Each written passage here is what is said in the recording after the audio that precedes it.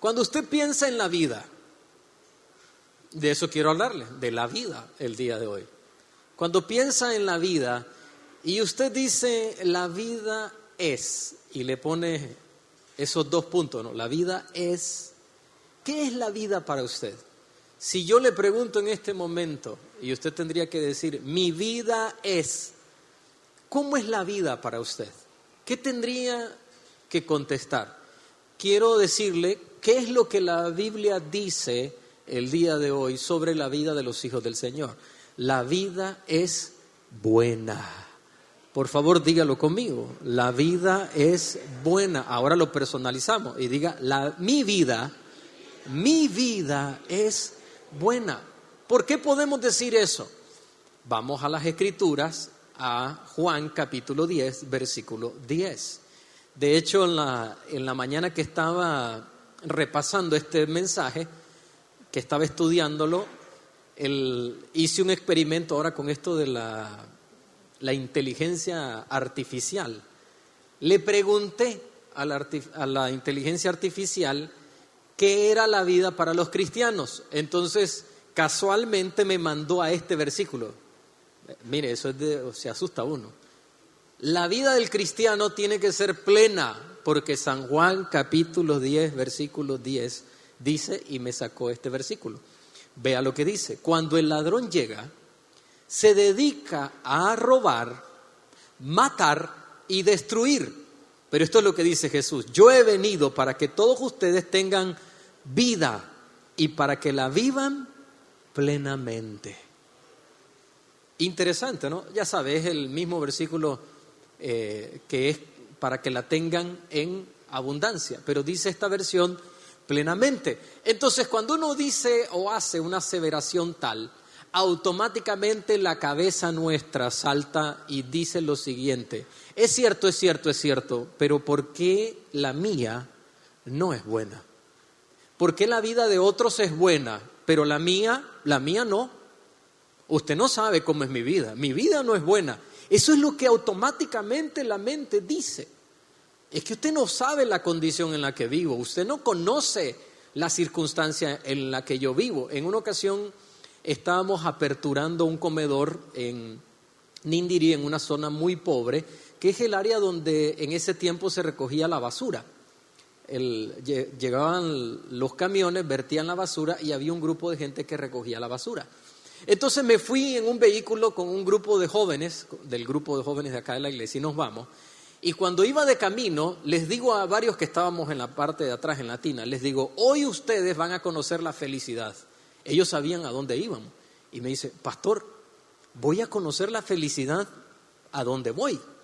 Y le digo: hablamos cuando termine el asunto. Entonces, cuando salimos del lugar, se me acerca uno y me dice: pastor, es cierto, hoy conocí la felicidad. ¿Y por qué la conociste? Porque conocí el verdadero dolor y la verdadera necesidad. Y le digo: acabas de cambiar tu visión acerca de la vida. Entonces, ¿qué pasa? Siempre estamos diciendo: ¿por qué mi vida no es buena? ¿Sabía usted que se hizo un experimento psicológico? Se agarró a un grupo de personas y se le hizo una pregunta: ¿cómo es su vida? ¿Mala? ¿Buena? Entonces a todos aquellos que contestaron que su vida era mala, mi vida es mala, entonces se les tomó y se les empezó a hacer una serie de preguntas, como por ejemplo: ¿usted tiene familia? Sí.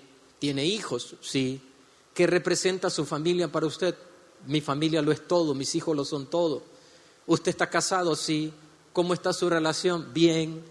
Y luego de hacerle una serie de preguntas, se le hizo la siguiente observación: después de todo lo que usted señala que tiene, posee, ¿qué puede decir de su vida? ¿Sabe cuál fue? La vasta mayoría, la mayoría de personas, ante la evidencia de la vida que llevaban, concluyeron que sus vidas eran buenas.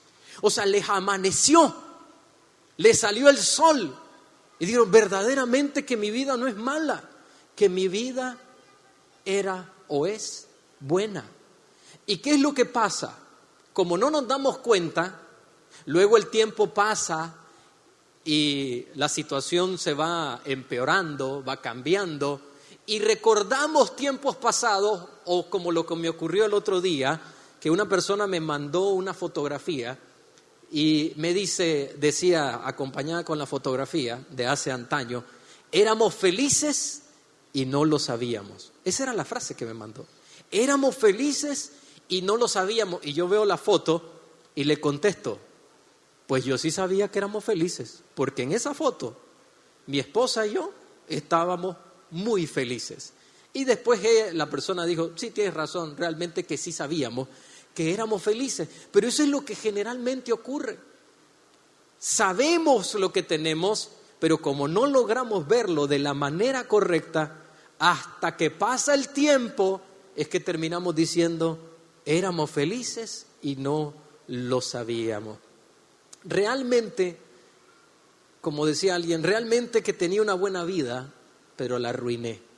Esto es una observación que alguien hizo. Realmente que mi vida era buena, pero la arruiné porque nunca la valoré.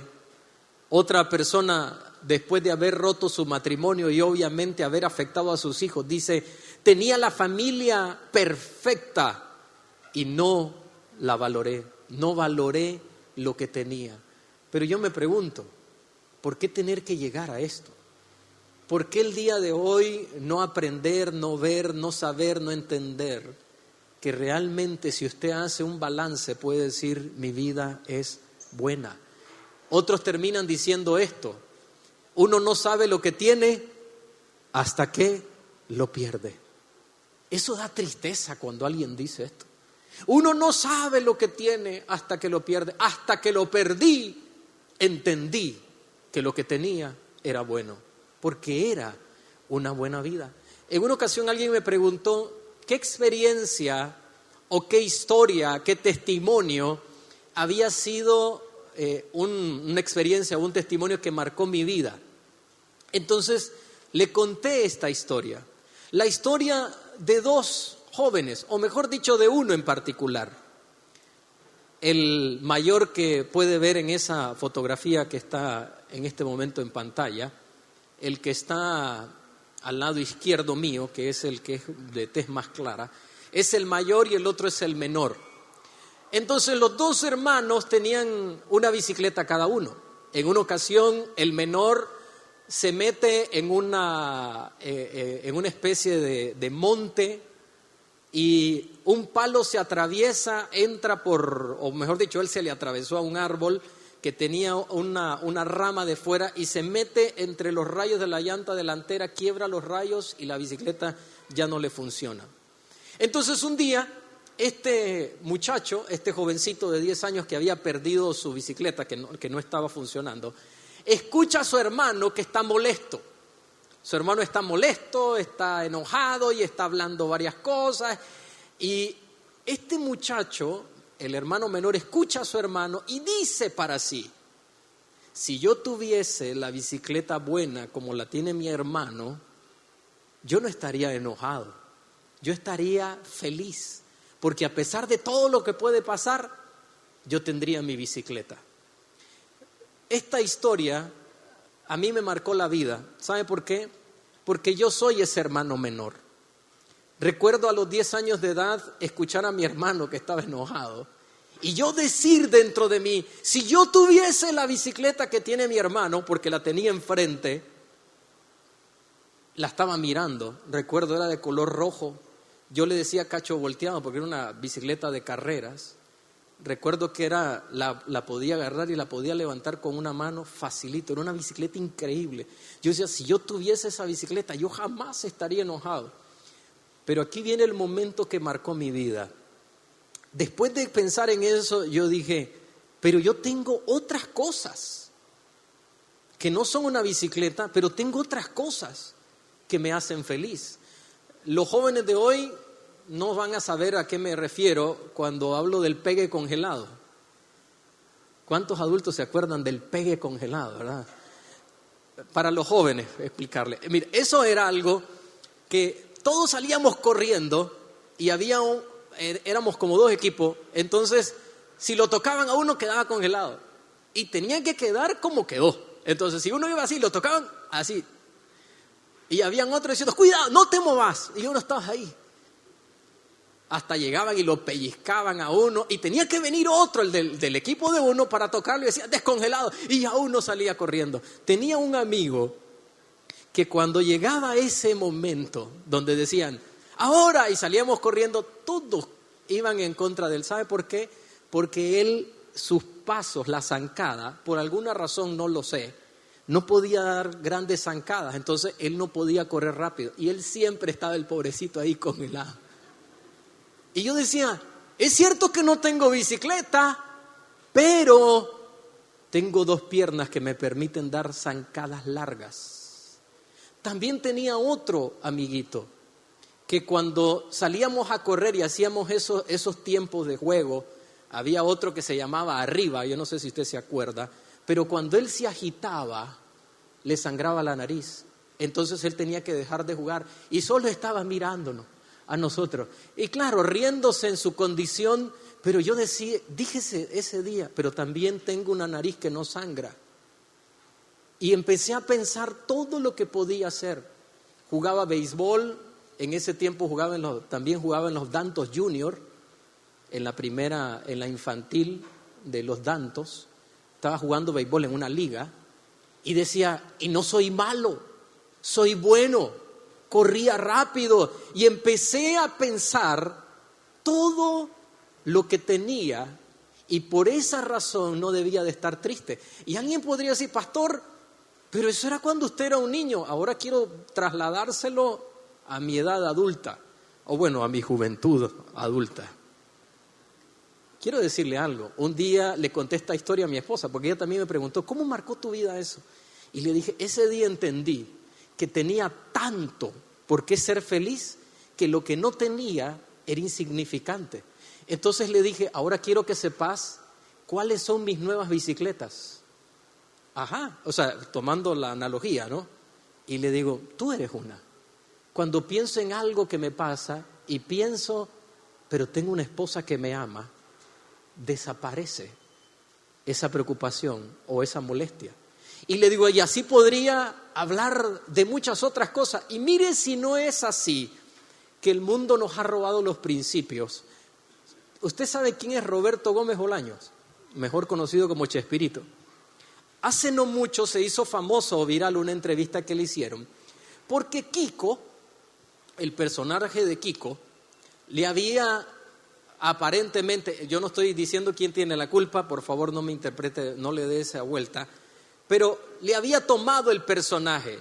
Entonces Kiko lo demandó para tener el personaje que fuese de él y perdió y le prohibieron usar el personaje. Entonces le hacen esta entrevista y le dice, ¿qué sentiste cuando Kiko te demandó y te quiso quitar el personaje? Entonces dice él, yo le gané con las manos en la bolsa. Mis abogados lo destrozaron y le prohibieron usar Y le preguntaron, ¿y contrademandaste? ¿O te molestaste? Y empezaron a preguntarle y dice él, si tú tienes un auto precioso, lindo, y te roban un espejito, ¿tú vas a ir a poner una denuncia por un espejito insignificante? No, dice, yo tengo demasiadas cosas buenas en la vida para estar fijándome en un espejito. Digo, qué lógica más impresionante. Los cristianos deberíamos de ser igual. Entender que hay tanto bueno en nuestra vida que cualquier otra cosa debería de representar algo insignificante y seguir diciendo que la vida es buena, porque así lo es. ¿Decimos amén?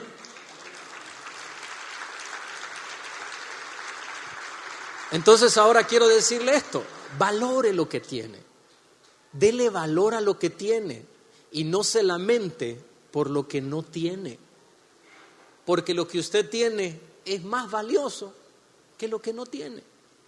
Si usted tiene una familia, mire, no hay nada mejor como la familia. Entonces, tiene algo de peso. ¿Por qué dar gracias y decir mi vida es buena? No espere a perder para valorar y ver que la vida es buena. Porque eso pasa con los padres o eso pasa con los hijos. Hijos que Antes estaban diciendo es que mi mamá yo no la aguanto, es mi papá yo no lo aguanto, y mi papá, especialmente cuando uno es adolescente, ¿no? Ya no hay las horas de irme de la casa. Y cuando están en problemados, me quiero regresar a mi casa. O cuando los padres no están. Y como podrá saber, hemos ido a tantos sepelios.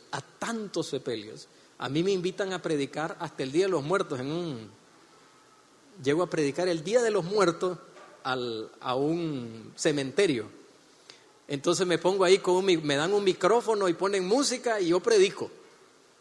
Y un día alguien me dijo, ¿cómo va a ir el Día de los Muertos? Y ahí sí, hay gente viva que necesita que se le predique. Yo le predico a los vivos, no a los muertos. Así que ahí me pongo a predicar. Y personas se me acercan. ¿Cómo no valoré a mi madre cuando estaba viva? Entonces, ¿sabe? Dentro de la predicación le digo, ya no lamente por quien no está. Ahora aproveche el tiempo por quien sí está. Y ustedes que tienen a sus padres con vida, aprovéchenlos. Sáquenle el jugo, abrácelos, ámenlos, béselos, muérdalos, háganles algo por lo menos. Pero hay que aprender a valorar lo que tenemos ahora mismo. Y esta es una frase que me va a escuchar decirla varias veces. La vida es tan buena como uno la ve, pero depende de la perspectiva con que uno la ve. Entonces la frase dice, tiene mucho que ver en cómo vemos la vida. Eso se llama cosmovisión, en cómo yo como persona veo mi vida. Volviendo a esto de la inteligencia artificial, le pregunté por qué las personas, y particularmente los cristianos, no ven que su vida es buena. ¿Sabe qué me contestó? Porque no tienen la perspectiva correcta de la vida. Les voy a decir, esto me tiene asustado. Yo estaba, ¿cómo puede ser esto? Pero es instantáneo, le contesta a uno. Pero uno hace la pregunta, inmediatamente está la respuesta. Porque no vemos la vida de la manera correcta. ¿Qué es lo que pasa? La vemos a nuestra manera. Es que mi manera de ver la vida tiene razón, pero eso no significa que sea correcta. Vemos la vida a nuestra manera, no a la manera de Dios, no a la manera que Dios quiere que la veamos. Y ese es el problema. Quiero ponerle un ejemplo en las Escrituras. Había un profeta que fue el heredero espiritual de Elías. Este profeta se llamaba Eliseo. Él tenía un siervo, le atendía. Entonces una mañana se levanta el siervo y descubre que está rodeado por todos lados. ¿Qué había ocurrido? Un rey enemigo de Israel había descubierto que cada vez que quería atacar a Israel venía este rey, este profeta, y le decía a su rey, ve, no vayas por ahí porque te va a salir una emboscada. Entonces descubre este rey enemigo que es Eliseo, por eso manda un ejército que lo rodee. Entonces vea lo que dice el segundo libro de Reyes, capítulo 6, versículo 15. Y se levantó de mañana y salió el que servía al varón de Dios. Y he aquí el ejército que tenía sitiada la ciudad con gente de a caballo y carros. Entonces su criado le dijo, Señor mío, ¿qué haremos? Vea la visión del siervo. Y tal vez usted podría estar diciendo, pero pastor, ¿tenía razón? Y en un sentido sí, tenía razón, estaban sitiados, pero él estaba viendo conforme a su propia visión. Versículo 16, le contesta el profeta, él le dijo, no tengas miedo. Y yo creo que este versículo es una palabra de Dios para su vida, que Dios le está diciendo, no tengas miedo, porque más son los que están con nosotros que los que están con ellos. Más son los que están con usted que los que están en contra de usted. Amén. Vamos a darle fuerte ese aplauso al Señor.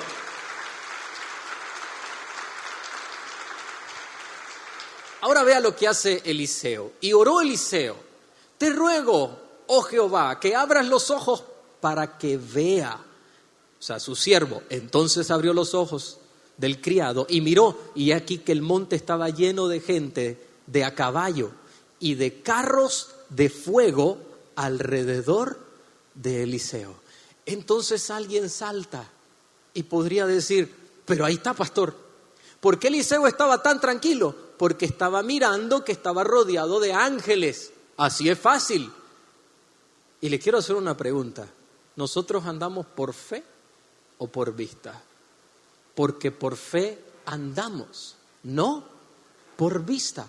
¿Y qué nos dice la Escritura? El ángel del Señor acampa alrededor de los que le temen y los defiende. También alrededor suyo hay ángeles protegiendo su vida. Eso es lo que nos está enseñando la palabra del Señor.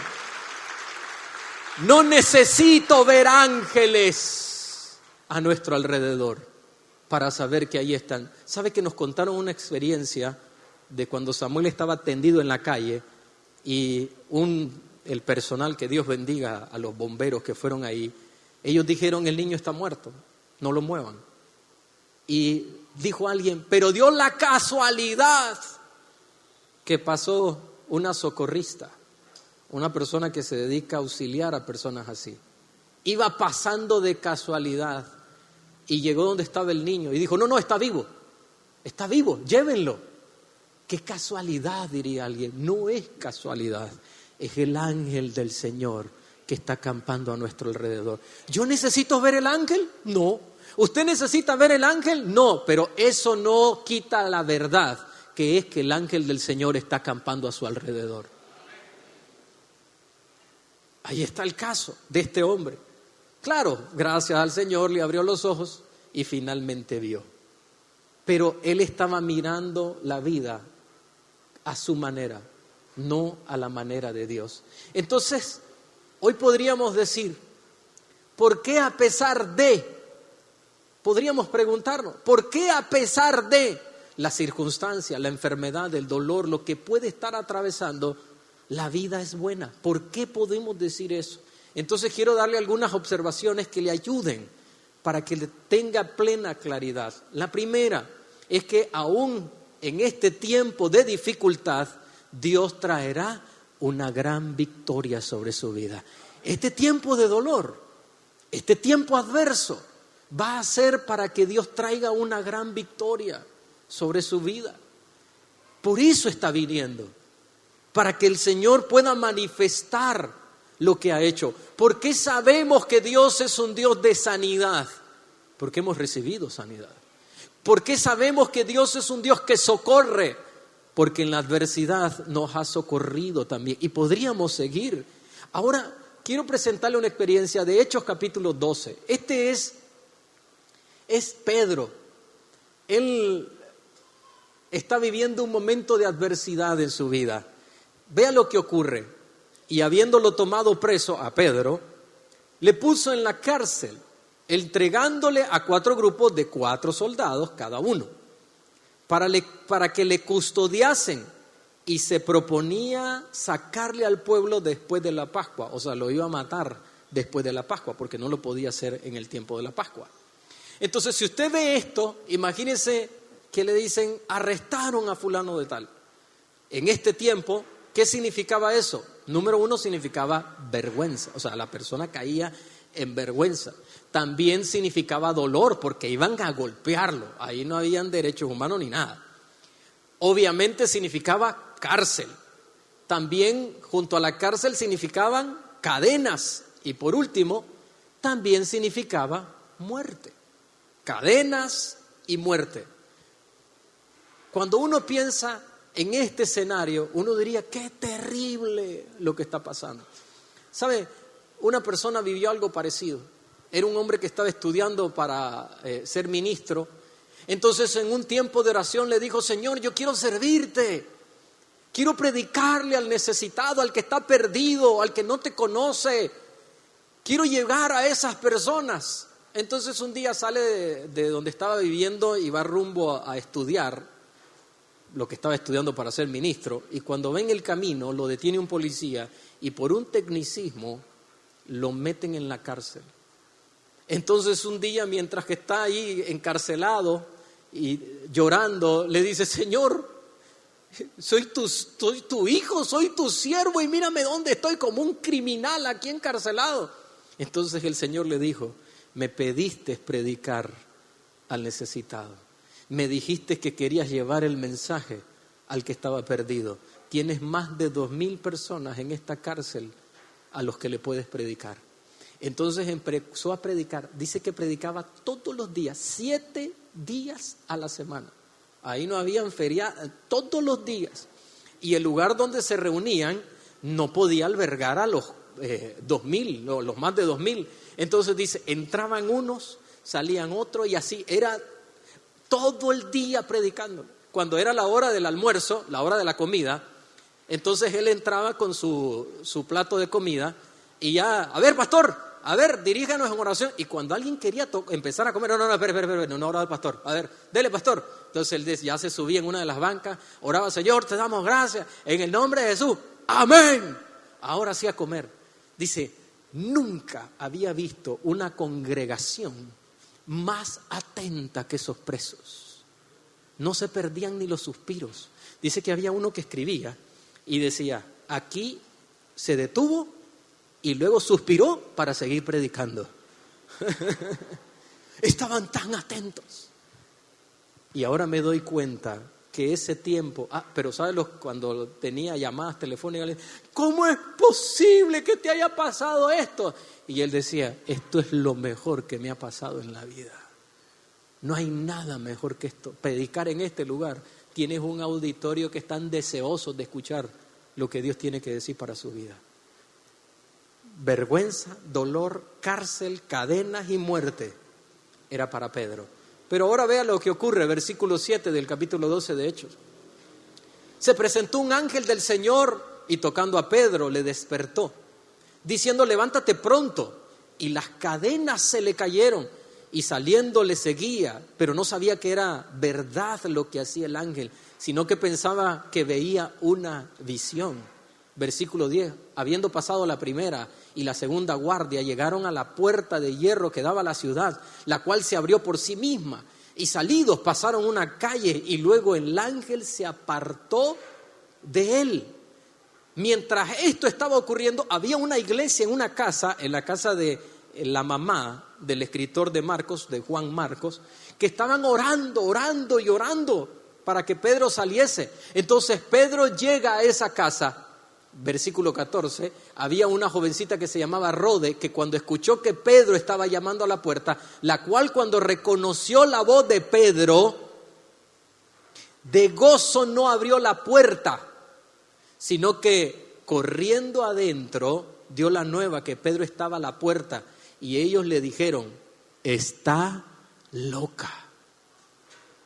¿Hasta dónde va a llegar la fe de los cristianos? ¿Están orando para que el Señor libere a Pedro? El Señor lo libera, la jovencita dice, ahí está Pedro, está loca, pobrecita. Vea lo que, volvamos al versículo 15 ahora. Y ellos dijeron, está loca, pero ella aseguraba que así era. Entonces ellos decían, es su ángel. Cuando yo leí esta porción, dije, ¿será que habrá una malinterpretación en el versículo? Y me fui al griego y dice tal cual. Ellos creyeron que era un ángel que estaba ahí en la puerta. ¡Qué ridiculez! O sea, creían que estaba un ángel, pero no creían que era Pedro, que podía ser Pedro el que estaba ahí. Por la manera en cómo uno ve las cosas, en cómo uno ve la vida.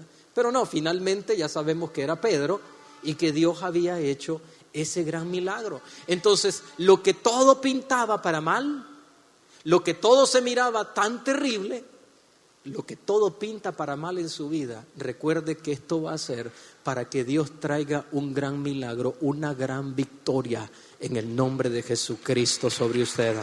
Amén.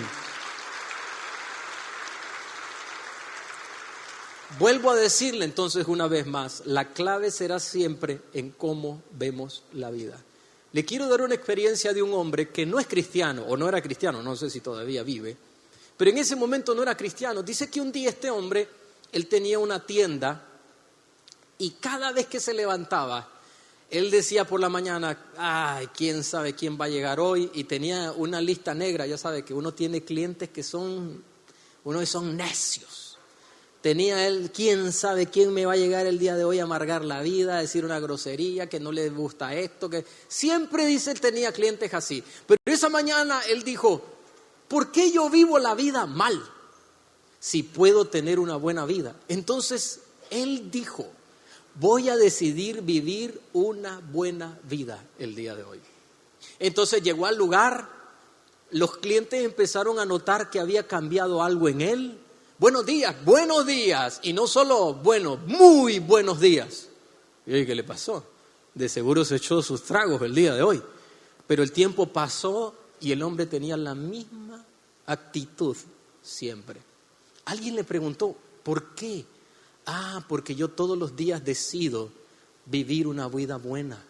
Habían días que no eran tan buenos, pero él decía, a pesar de todo, mi vida es buena. Un día entró un ladrón, robó todo lo que tenía en efectivo, pero no le bastó. Sacó un arma y para que no quedase testigo le disparó y lo dejó tirado creyendo que había muerto. El ladrón huyó, los vecinos escucharon la detonación, llegaron, llamaron a la ambulancia, lo recogieron y dice que cuando iba en la ambulancia, en su momento difícil volvió a ver a los que iban ahí y les miró los rostros y dijo, esto es grave, porque vio la cara de esos hombres. Lo meten, cuando va camino al quirófano, mira la cara de los doctores y dijo, voy mal, esto pinta mal. Y lo meten al quirófano para operarlo y él estaba también observando los rostros y decía dentro de él, estos que me van a operar tienen una mala vida, estos me van a matar, porque su mala vida se me va a pasar a mí. Entonces le preguntan a él, ¿usted tiene alguna alergia? Y le dice él, sí, tengo una que me mata. ¿Cuál es la alergia? Las balas me matan. Dice que los doctores sonrieron, se echaron a reír y empezaron la operación. Cuando terminó la operación, lo sacaron, a los días ya estaba de regreso en su tienda y le preguntaron, ¿y ahora cómo es tu vida? Mi vida sigue siendo buena, porque debería estar en un cementerio. Y estoy aquí trabajando. Y aún en ese momento difícil, yo me estaba diciendo para mí, mi vida es buena. El momento difícil que usted está atravesando también será para que usted tenga una buena vida. No lo podemos ver. ¿Ve? Quizás en este momento, porque hemos estado acostumbrados a un estilo de vida. Pero ve a alguien que no conoce al Señor y lo entiende. ¿Cómo los hijos del Señor no lo vamos a entender? Entonces ahora quiero ponerle un clavo más en esta predicación. Este tiempo de dificultad no será para mal, será para bien. ¿Me dice amén a eso? Este tiempo que está pasando no va a ser para mal, va a ser para bien. Dios va a sacar lo mejor. ¿Y cómo lo sabemos? Vaya conmigo a Romanos capítulo 8, versículo 28. La Reina Valera dice, y sabemos que a los que amamos a Dios todas las cosas le ayudan a bien, dice esta versión. Y sabemos que Dios hace que todas las cosas ayuden para bien a los que le aman. Entonces le quiero hacer una pregunta. ¿Cuántos amamos al Señor? Otra vez, ¿cuántos amamos al Señor? Eso significa que lo que está pasando será para bien, para la gloria del Señor. Va a ser para bien, no va a ser para mal. Si hacemos otra vez la pregunta, ¿por qué mi vida es buena? Porque usted no está sola, porque usted no está solo, porque Dios está con usted. También su vida es buena. Se lo quise personificar, hacerlo personal ahí en la pantalla, y que pudiera leerlo y decirlo conmigo, por favor, porque Dios está conmigo. Por eso su vida es buena, porque ahí está el Señor. Cuando he estado en un hospital, ahí ha estado el Señor. Y yo puedo ver la diferencia entre el que cree y el que no cree. Ahí está el Señor. Le diagnostican cáncer a un miembro de nuestra comunidad de Osana Raizón. De hecho fue, y quiero mandarle un saludo a la familia Guerrero, fue uno de los que donó parte del terreno ahí en Osana Raizón para la iglesia. Le diagnostican cáncer. Le dan una probabilidad de vida ínfima. Llega y me dice, pastor, esto es lo que me han dicho. Este es el diagnóstico. Y le digo, bueno, mi estimado hermano, vamos a clamar al Señor. Y empieza el proceso. Dice, el primer día, todos se miraban normales. Su cabello es bien liso y grueso y tupido. Llega el primer día, el primer tratamiento, llega a la siguiente sesión. Dice, cuando ya llego a la siguiente sesión, yo puedo ver el color de piel de todos, que ya está diferente. Van a la siguiente sesión, llegan ya con el cabello ralo, su color de piel completamente diferente. Llegan a la siguiente y dice, ya están todos calvos. Y yo me veo, y entonces me preguntaban a mí, pero usted no está en tratamiento. ¿Cómo no? Si yo entré pero usted no se ve, a usted no le ha hecho nada. Y yo estoy ahí, termina el tratamiento, no botó ni un solo pelo. La piel no se le quemó. Y me dice, mire, pastor, hasta estoy como más hermosito, ¿verdad? ¿Por qué razón? Porque él no estaba solo. Cuando pases por las aguas, yo estaré contigo. No te dejaré, no te desampararé. Ahora, quien está con nosotros no es cualquier persona. No es cualquier amigo, no es cualquier conexión. Vean lo que dice el apóstol Juan, el apóstol del amor, en la primera carta de Juan, capítulo 4, versículo 4. Y léalo conmigo. Porque mayor es el que está en ustedes que el que está en el mundo. Entonces ahora se lo quiero hacer personal. Porque mayor es el que está en usted que el que está en el mundo. Usted no está sola, usted no está solo. Dios está con usted. Usted está acompañado por Dios. Entonces, no vamos a estar solos. Ahí va a estar el Señor con nosotros.